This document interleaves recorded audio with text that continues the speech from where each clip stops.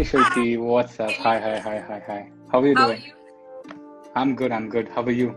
I'm good. Yes. So first of all, thank you for being part of this Spice and Studios Maze Talk episode one. It is indeed our pleasure to have someone as talented as you being part of our episode. No, thank you for inviting me. I'm usually on the other end interviewing people, so it feels nice to be on this side. Yes, yes. So everyone was quite excited about this because the minute we put the poster out yesterday, people are like, dude, that's a huge deal to get in Baiju's AVP. I told just check out the page, the KidKey page, which is doing so well, and you guys need to look. So I'm sure people have done a lot of homework. They are, continuously going and to and for from our page, and then they're looking at what we are doing. So I think it will be a great opportunity for us to continue this. Shilpi, so first of all, what do you want to say about KidKey? So we all know KidKey is a page that runs raw talent. It is pretty Right.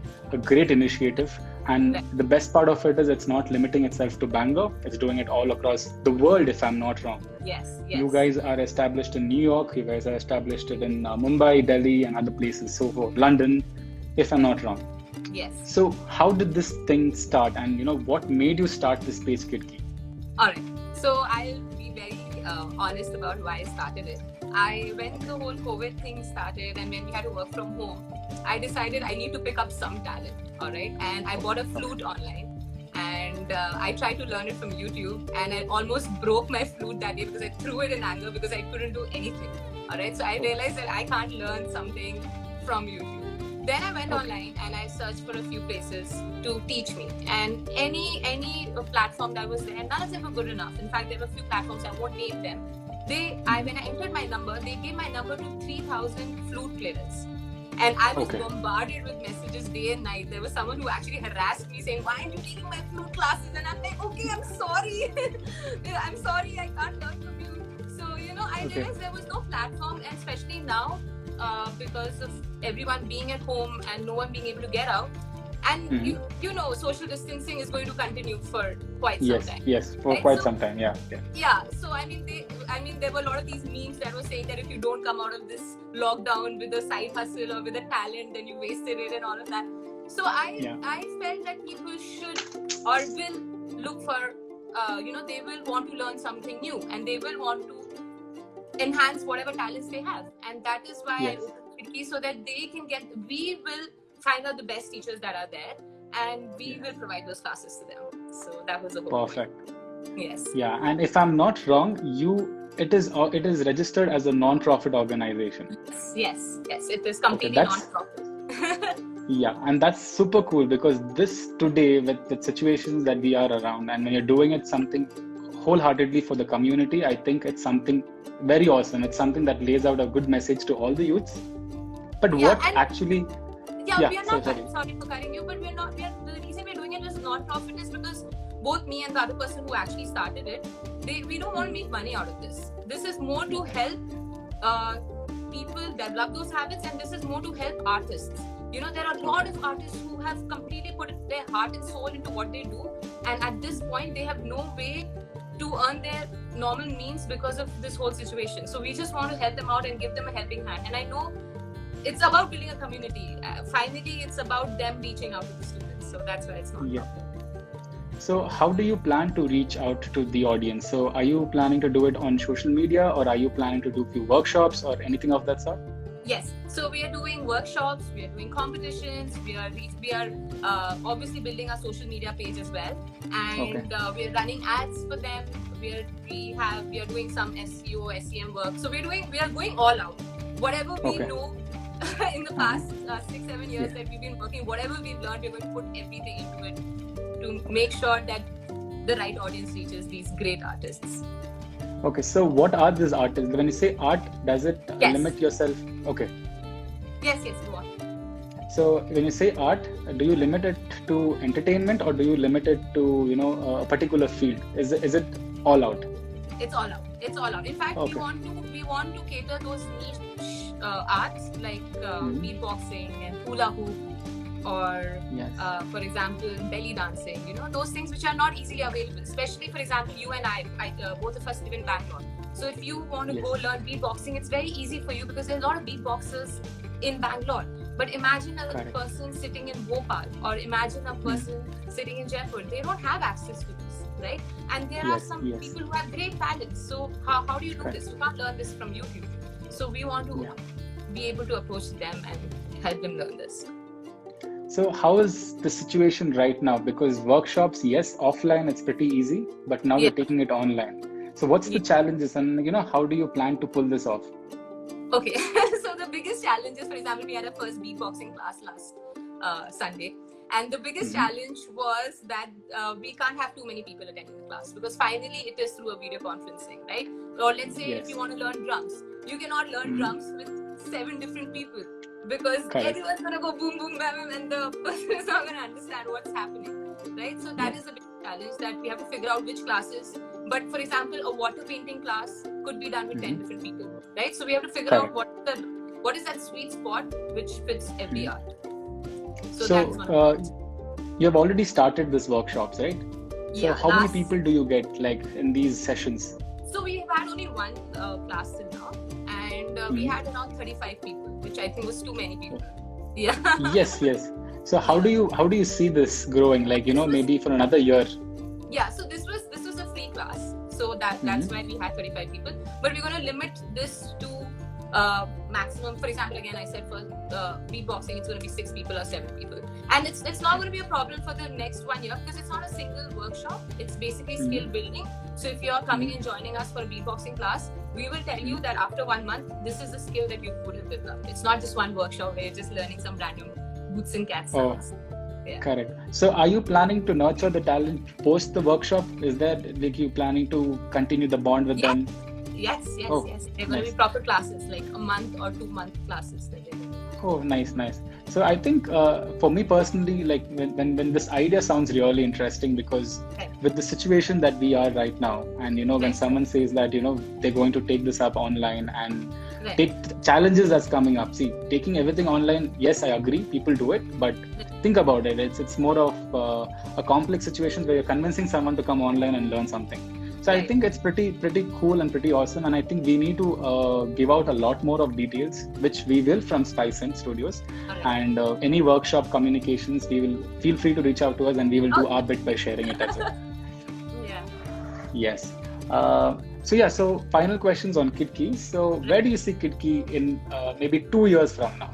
Where do you see KidKey progress? I just hope that it becomes a beautiful, beautiful art community. I just hope that it becomes this community where if anyone wants to learn something, the first name they think of is KidKey, and they're like, okay, you know what? I can find an artist there to teach me something. And we are able to reach out to every tier 3, tier 4 city, and we are able to give access to those people who always thought that education was the only way out. That's not true. In fact, if you don't mind, I'll tell you one small story. Our hula hoop teacher, for example, her name is Supriya, and her story is so interesting. She was a social media manager. She was doing well, but in her life somewhere she had some problems, and she was depressed. And she went to Goa. She was chilling there in some cafe, and this Russian lady comes and says, "You Indian girls are so boring. You won't even pick up this hula hoop that's lying here." And she had never used a hula hoop before, she just picked it up, and she ended up doing it really well. Now this is a profession. She's been featured in FIFA videos. She was rated as one of the top 40 women entrepreneurs of India, and all because of that hula hoop. So it's not just education that kind of helps build you up. There are a lot of other things that come and build your personality that really will help you develop. So Yes. So when you say tier 2, tier 3 cities, so like you have already established, I see the connect that you have from New York to London to Bangalore to Delhi to Mumbai. These are big cities, right? Yeah. So now if you are looking at tier 2, and for tier 2 cities to come and move from tier 2 to tier 1 is a big challenge. We'll all admit that, because they first want to come to Bangalore, and then from Bangalore they look at a future. So how are you planning to inspire these youths? Like how are you planning to take this forward? Honestly, I believe that this is a very big misconception, that there is a big difference between tier 1 and tier 2. Because even in Byju's, that was the biggest change that I personally had made, where we were catering mostly to tier 1 cities, and then me and my team started catering to tier 2 cities, and we realized the potential there is amazing. And we just feel that a person sitting in, for example, Belgaum or Hassan will not have the same access, but they do. Nowadays, internet connection, we have internet connection in 95% of the houses. So there is no problem. As long as you have, in fact, honestly, if you go to any of the tier 2 cities which I travel to, internet connectivity is at least 10 times better than it is in Bangalore, because it's so congested in Bangalore. We're always struggling. But you're not struggling in those cities. So there is no problem. Perfect. How do you balance this out? So you work in a very great position in Byju's. So 10 AVPs in India, and you're one of them. Nine. Then 9. Oh, that's even a better number. Okay, so there are 9 AVPs, and you're one of them. And then you run this page. So it should be hard. It should be tough for you, like with the week offs and with the workload. How do you manage? How do you pull it off? Okay. I mean, not in the company, yes, but for me, there are no week offs. So you're saying that you work 7 days, 365. Okay, I'll be very honest. I don't know if you can see the dark circles, but for the last 1 month, I've been sleeping for 2 hours or 3 hours. I mean, you can see how small my eyes have become. I don't know. I don't know about the dark circles, but I know the glow. I think the glow is a reflection of your work, and you know how happy you are. Yeah, how happy you are. It's falling. But yeah, I've been working So no, you can complete that. Yes. Yeah. So I've been sleeping for like 2 or 3 hours a day. That's it. In the whole 24 hours. That's how me and the other person who are working on this, it's like we're literally zombies right now, which is not advisable at all. But whenever you start with something, it's okay. And I'm sure if you ask any of the AVPs, you have to obviously put in a lot of effort. So the first question was from Darshan Gowda. So his question was, tell us about where did you do your schooling and your college? Okay, so I'm an army kid. So I have studied in 10 different schools and 12 different schools actually, and 10 different cities. So I mean, if I start talking, it would take the entire life duration. But yeah, I have studied in schools like Loreto and Springdales, which are supposed to be one of the best schools. And I've also studied in schools like Kendriya Vidyalaya and Army School, and where you're not studying, you're just having fun all the time. So I've studied in all different types of schools. And I did my college, my engineering from Manipal. That's great. Yes, my ENC. Amazing college, beautiful college. I loved every bit of it, but I loved it because I didn't study at all. And I sucked at it. I don't know if you have to believe that or not. No. Oh, whoever knows me knows that I did really badly. I barely managed to pass most of the exams, or not passing a lot of exams. I didn't do well at all in college. I was too busy having fun. And it's only after I graduated finally out of Manipal is when I realized, okay, I need to take my life into my own hands, and that's when I started working hard. So how was the transformation? Like, you moved to Karnataka, and you were in the coastal part of Karnataka, that's Mangalore. Yes. So did you like the people? Like, usually it's more about the food, the culture. It's very rich in Mangalore.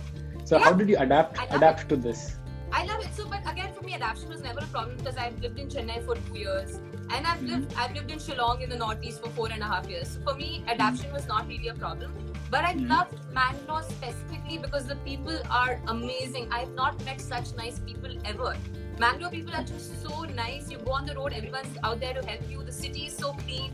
Manipal is so beautiful, and you never felt, no one treated you like an outsider ever. So I love that about it. And what is that place? Machli, right? Machli, yes. I love so I don't know if you know, I hail from Mangalore. So that was the reason why I was able to relate to the Machli part.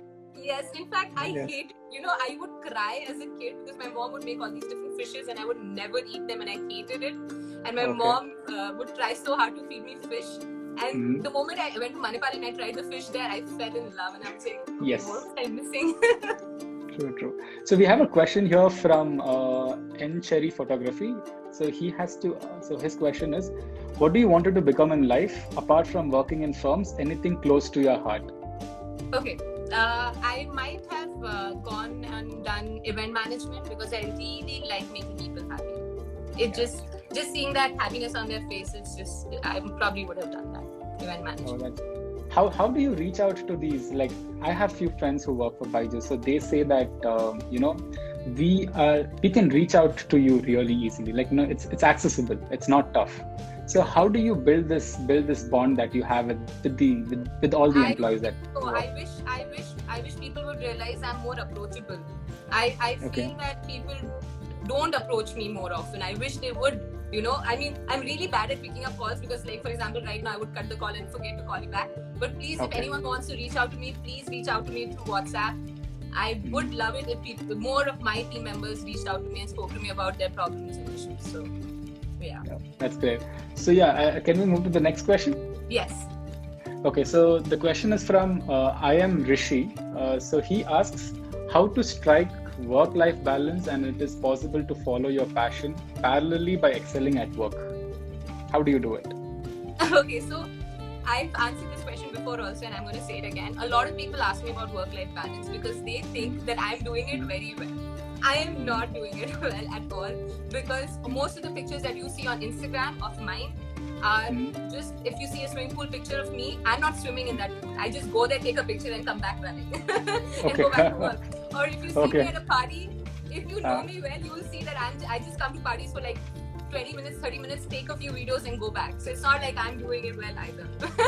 But honestly, I believe that if you really have a passion, reduce your sleep hours and work on it. There is no excuse. There is no shortcut to success. It's just not there. You need to, if you want to do well in your work, you need to work really hard. If you want to do well in whatever passion you have, you need to work really hard. Okay, so I think we are done with that part where we have taken questions. We can move on.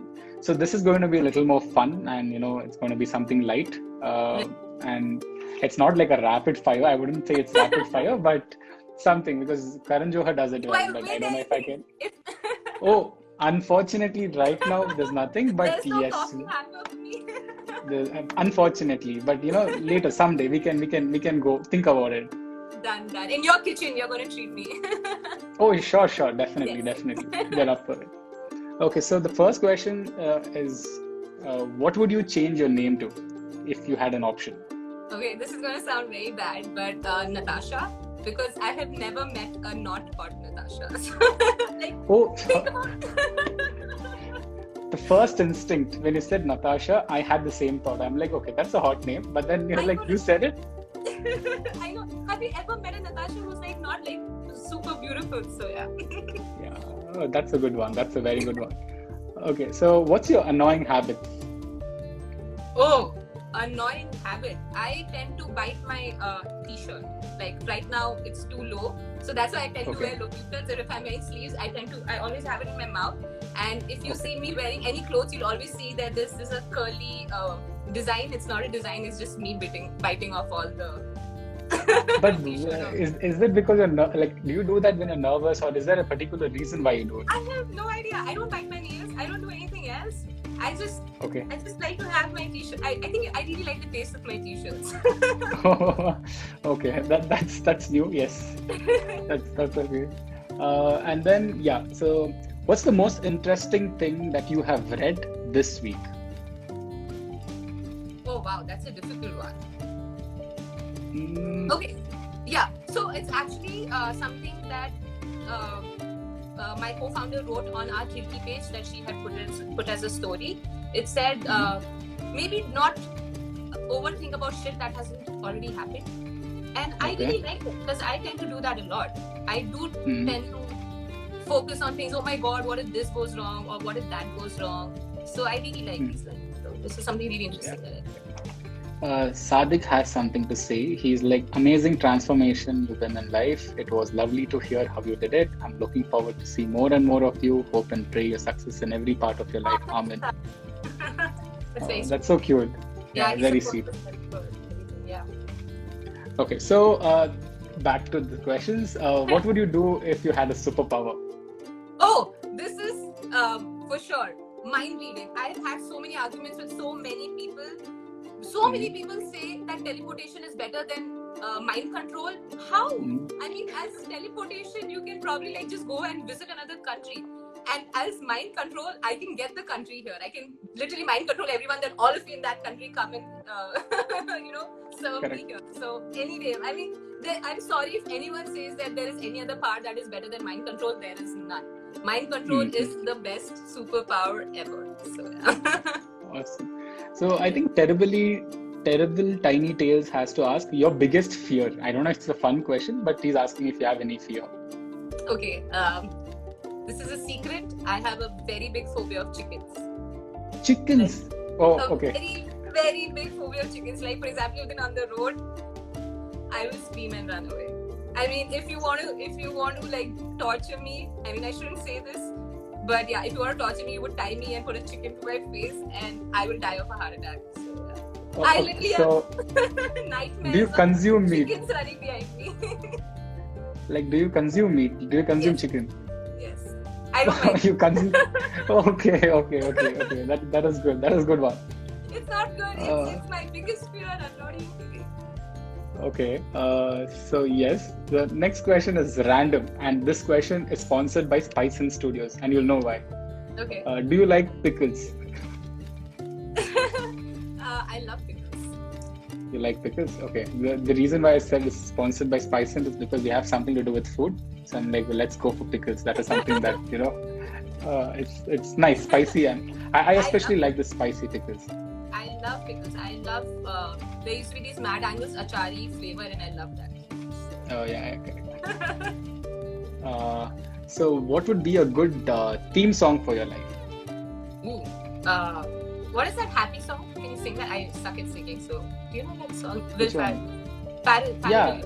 If I'm happy. Is that the one? Yeah, probably that one. Okay. I suck at singing. So I avoid singing because people might just go off the live. Yeah. No, but I was smart. So I just gave the tone out and I just said happy, and I just moved my head, groove to it. That's still better than whatever I would have done. So, yeah. Okay.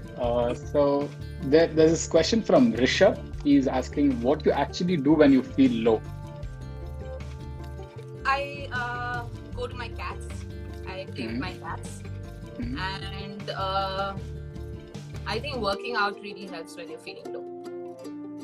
Workouts. Yeah. I was not a fan of working out. In fact, till the COVID situation did not start, I hated the whole idea of working out, and I would just play squash a lot.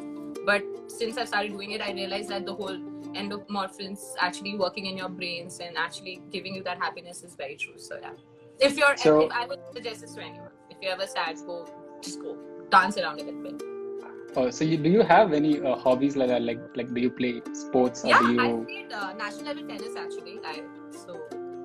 Yeah. but then I played squash. I played squash for my college, and now I just play squash. I don't play much of tennis. And, okay. Yeah, I was playing football last night, but I'm not really Oh, I think I just saw your story where you're playing football. Yeah, I thought you're getting ready for this interview with mentally and physically. So yeah, the last question, it's more of something about personal development. So now you're doing Kitki, you're doing Byju's, you're doing all of this. So where do you see personally growing? Like, how do you see yourself growing maybe 5 years from now or maybe 6 years from now as a person? Like, if you reflect back, maybe in your late 30s or late 40s, and would there be a point where you'll be like, I wish I could have done something better, or I wish, I should have not settled at some point, I should have just gone ahead. Will there be a moment like that in your life, or is it gonna be like, I think I've done justice to all the roles that I've taken up? I hope that it's that I've done justice to all the roles that I've taken up. My aim is that I want to be in 40 under 40. That's my aim. But even if that doesn't happen, I'm happy being 50 under 50 also. But yeah, this is something I learned very recently from someone. Very recently, like yesterday. They're like, don't be negative, just be positive. Just being positive. I know people say this a lot, but I also tend to get negative. I'm like, oh, this is not working, nothing's working. But just being positive really helps. So even if I'm not in 40 under 40, but I'm in 50 under 50, that's okay. I mean, KFC was started by Colonel Sanders when he was 60 years old. Before that, he was a pauper. J.K. Rowling, at the age of 32, she couldn't even afford food before that, and now she's the richest woman. So it's okay. I'll be happy wherever I am. Perfect. Finally, any words for Spicen Studios? Anything that you have to say for us? You guys are doing a brilliant job. Thank you so much for. I know I was a little difficult to get in touch with, but now you know why.